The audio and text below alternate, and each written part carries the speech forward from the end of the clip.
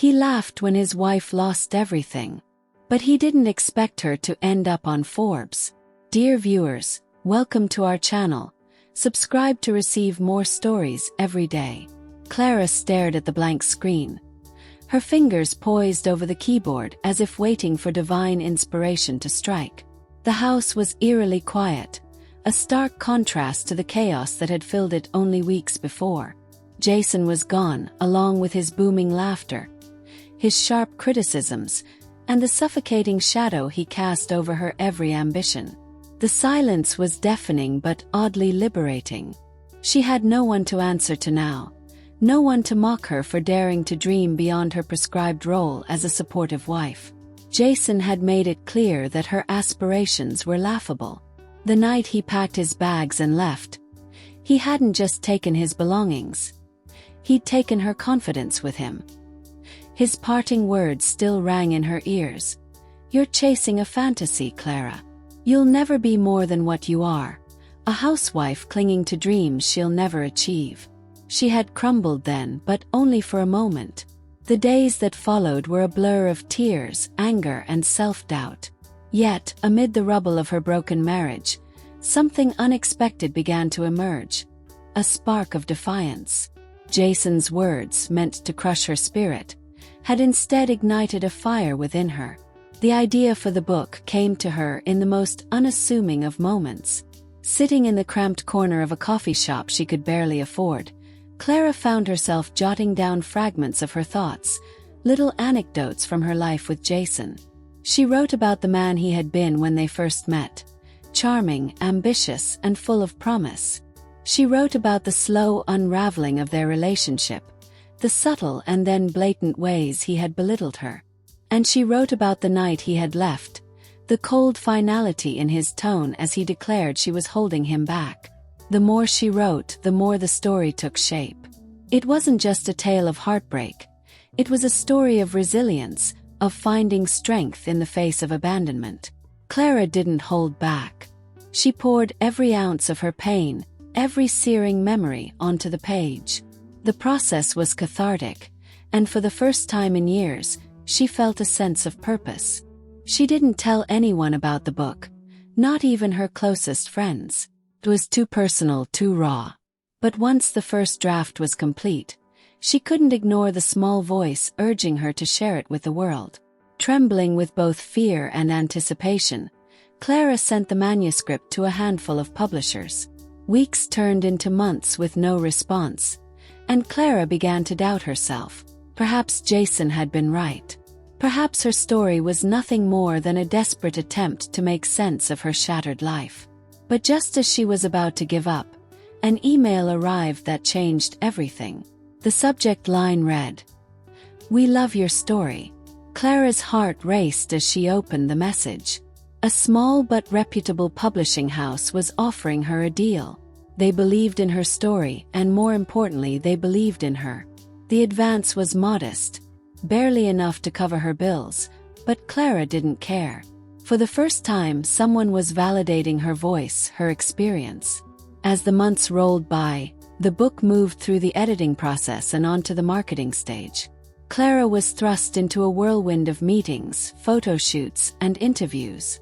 It was overwhelming, but she embraced it with a determination she hadn't known she possessed. When the book was finally released, Clara held her breath, waiting for the reviews to come in. The response was immediate and overwhelming. Readers devoured her story, resonating with its raw honesty and emotional depth. The book climbed the bestseller lists, and Clara found herself in the spotlight, a place Jason had always told her she'd never reach. But Clara wasn't done. The success of her book was just the beginning.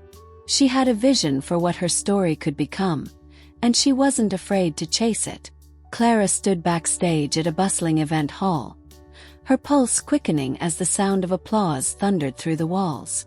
She clutched a copy of her book in her hands, the glossy cover glinting under the overhead lights. The title, Rising from the Ashes, seemed almost prophetic now. What had started as a cathartic outpouring of pain had transformed into a cultural phenomenon. "Miss Sinclair, you're on in 5," said a young assistant, peeking her head through the curtain. Clara nodded, taking a deep breath. The assistant disappeared, leaving her alone with her thoughts. The journey here had been surreal. She was no longer the timid, hesitant woman Jason had left behind. She was Clara Sinclair, best-selling author, motivational speaker, and, to her surprise, an inspiration to women worldwide. The door to her green room opened suddenly, snapping her out of her reverie. It was Janet, her publicist, holding a tablet in one hand and an urgent expression on her face. "We need to talk about the Forbes interview," Janet said, walking briskly toward Clara. "The Forbes interview?" Clara asked, raising an eyebrow. Janet grinned. "Oh, didn't I mention? They've picked you for their annual Women Who Lead feature. You'll be on the cover." For a moment, Clara was too stunned to respond. Forbes? Cover? It felt like stepping into a dream, but the weight of her hard work grounded her. She hadn't just stumbled into success. She had earned it. "That's incredible," Clara finally managed to say, her voice steady despite the swirl of emotions inside her. "It is," Janet agreed. "But they want something big for the interview. Something fresh. Do you have any plans for what's next? They're looking for more than just a recap of your journey so far." Clara smiled faintly. She had been keeping a secret, one she wasn't sure she was ready to reveal until now. But perhaps this was the perfect moment. "I do have plans," Clara said. "Big ones." Janet's eyes widened. "Do tell." Clara hesitated, savoring the moment. "I've been approached by a film studio. They want to adapt the book into a movie. We're in the early stages, but it's happening." Janet's jaw dropped. "A movie? Clara, that's monumental. It's exciting, isn't it?" Clara said, her confidence growing with each word. "But it's not just about the movie. It's about telling a story that resonates. I want to show women that they can rebuild, that they can thrive even when everything feels lost." Janet's grin returned, wider than before. "This is perfect. Forbes is going to eat this up." The assistant reappeared, signaling that it was time. Clara handed the book to Janet and straightened her posture. With a final deep breath, she stepped onto the stage, greeted by a standing ovation from the packed audience. As Clara spoke about her journey, she felt a sense of fulfillment she had never known. She wasn't just sharing her story, she was reclaiming it. Every word was a declaration of her worth, a reminder that Jason's mockery had been nothing more than the fuel for her rise. Meanwhile, across the city, Jason sat in a dimly lit bar, nursing his third drink of the evening. The TV above the counter blared the evening news, but he wasn't paying attention. He hadn't been paying attention to much since his business ventures had begun to crumble. "Turn it up," someone at the bar called out, pointing at the screen. Jason glanced up, squinting at the image. His stomach dropped when he saw Clara's face. She stood confidently behind a podium, the headline beneath her photo reading, "Best-selling author and rising icon." The bartender chuckled, shaking his head. "That woman's incredible, huh? Left with nothing after her husband ditched her. And now she's on top of the world." Jason's grip tightened around his glass. He felt the heat of humiliation creep up his neck as snippets of Clara's speech played. Her words about resilience, determination, and refusing to be defined by others' expectations struck a nerve he wasn't ready to confront. For the first time, Jason felt something more potent than regret: shame. Back at the event, Clara was fielding questions from reporters when a young journalist asked her about the upcoming movie adaptation. Clara smiled warmly, her answer carefully measured. "Yes, the story is deeply personal, but I think it's one that needs to be told," she said. "It's a reminder that our struggles don't define us, they shape us. And in the end, we get to decide who we become." She didn't mention Jason by name. She didn't need to. But Jason, sitting alone in that bar, knew exactly who the story was about. The sleek offices of the studio towered above Clara as she stepped out of the black SUV, flanked by her agent and publicist. Inside, the boardroom buzzed with anticipation. Executives from the production team lined the table, their faces alight with enthusiasm for the film adaptation of Rising from the Ashes. Clara had reviewed the screenplay draft only days before and was eager to see how they planned to capture her journey on screen. As Clara took her seat at the head of the table, the room quieted. The director, a seasoned woman with an eye for emotional storytelling, began her pitch. "We want this film to be more than just a story of resilience. It's a testament to the strength of women everywhere who rise above their circumstances. Clara, your narrative is going to inspire generations." Clara smiled, but she couldn't help thinking of Jason. She had moved on, but the scars of his betrayal lingered. He had been a part of her story, and now, through the movie, the world would see a version of him reflected back. Later that evening, Clara found herself in her quiet apartment, her thoughts drifting. She pulled up her social media feed, scrolling through countless messages from readers who had shared how her story had touched their lives. One comment caught her eye. "Your book made me believe in myself again. Thank you for showing us what's possible." She leaned back, letting the words sink in. It wasn't about Jason anymore. It was about the connection her story had created with others. Across town, Jason sat in his darkened living room, the flickering light of the television casting shadows on his face. He had seen the headlines, watched the interviews, and even, in a moment of masochistic curiosity, bought Clara's book. Every word stung like salt in an open wound, but he couldn't look away.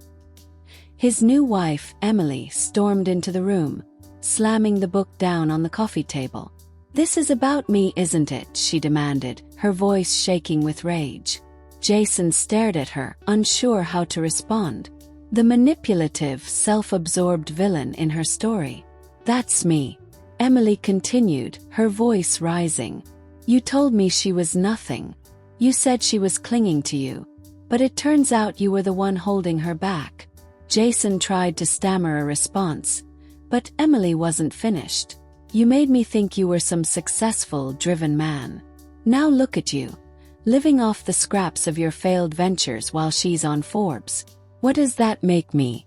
Emily stormed out of the room, slamming the door behind her.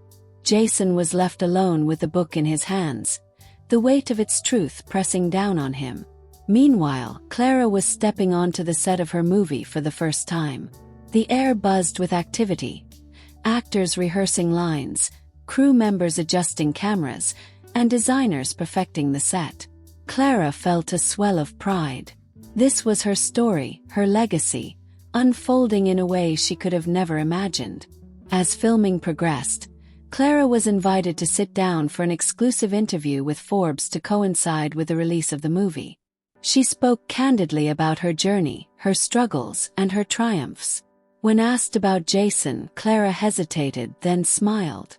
"Jason was a chapter in my life, but not the whole story. I've learned that sometimes people leave so that we can find our true selves." The article went viral, with readers praising Clara's grace and strength. Jason read it in silence, each word a reminder of the life he had mocked and the woman he had underestimated. The movie premiered to critical acclaim, with audiences flocking to see Clara's journey brought to life. On the red carpet, Clara dazzled in a gown that symbolized her transformation, bold, elegant, and unapologetically her. Standing beside her was the film's director, along with a handful of actresses and producers who had all played a role in bringing the story to fruition. When asked what the film's success meant to her, Clara paused, her gaze steady. "It's a reminder that every ending is just a new beginning.